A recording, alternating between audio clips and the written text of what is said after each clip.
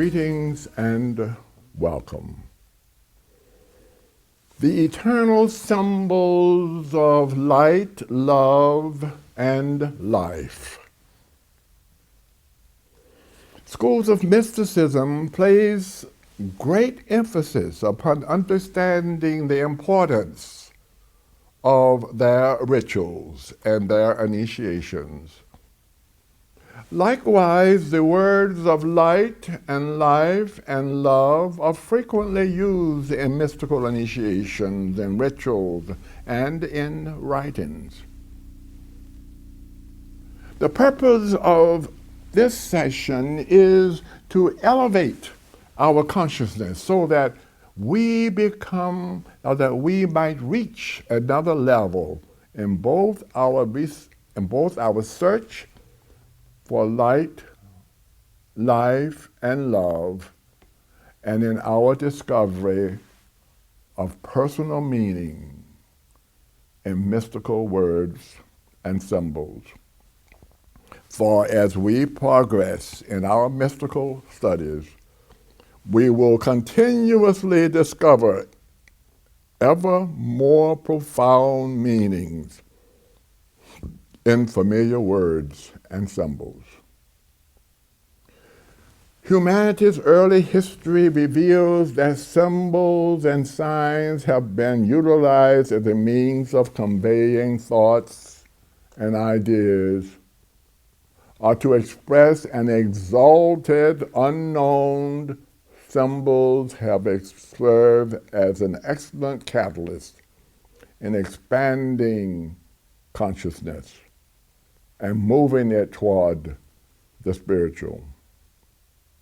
One might say that the use and purpose of symbols is to represent with a visible or audible likeness that which cannot be completely communicated or understood by our 5 physical senses.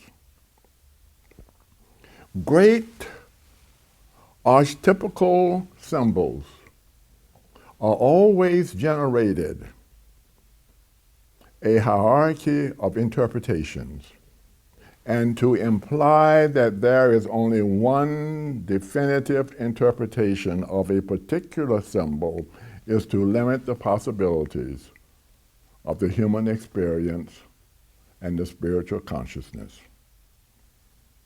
Through contemplation and meditation upon a mystical symbol or word, harmonious cosmic attunement is established and experienced by the inner faculties. When mystical intuition is brought into play, inspiration and enlightenment are received and expressed within the emotional and psychic self. Relaxed concentration and visualization of the many shapes or forms that a symbol may assume will help attune the seeker to what lies behind and above or within that symbol. Written and spoken words are also used symbolically in mystical settings. These often veil mystical truths and eternal laws. The words light, life, and love are often used in mystical rituals and initiations. These words are imbued with eternal and divine meanings. In order for us to perceive the wordless and boundless intelligence communicated and symbolized by these words, we should elevate the mind and the consciousness away from material realities. The mind should be passive and receptive while in the same time expressing an attitude of relaxed expectancy. All rituals and initiations should be approached as if they were being experienced, seen and heard for the first time. Become childlike and patient in your controlled desire to understand and to receive. Partake and comprehend any eternal wisdom that might be impressed upon your consciousness. In such surroundings, while the physical senses and faculties are still utilized, their use is somewhat subdued, and the inner, higher spiritual faculties are elevated and permitted to participate in the experience. Gently ask within for these faculties to see and hear for you. While light, life, and love are part of all that we naturally see and experience, they are veiled or hidden by our intentions to the material and the mundane. The mystical student intention is to remove one by one these veils so that to some degree a greater realization will appear. For although light, life, and love are obscured, in removing the veil, a realization dawns that love, for example, gives birth to all that is good and renders purpose to that which is named beauty. Love is boundless and eternal, and it assumes continuity in the expression of all experiences. Love creatively expresses itself both horizontally and vertically.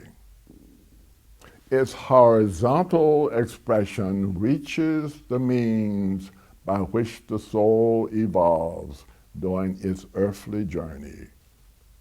And it reaches out to all humanity and to all of life, bringing harmony to all.